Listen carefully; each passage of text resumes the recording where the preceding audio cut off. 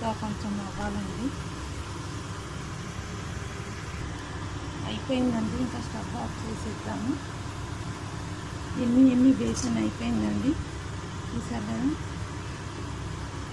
ఇలా సాఫ్ట్గా అవుతుందండి. కొంచెం లిక్విడ్గా ఉంటే ఇంకా స్టవ్ ఆఫ్ చేసేయాలండి, గట్టిగా అయిపోతుంది.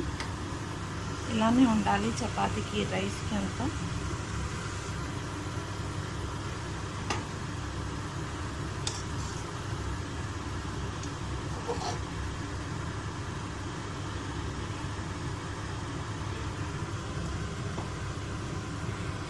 Thank you. మీరు కూడా ఇలానే చేసి తినండి.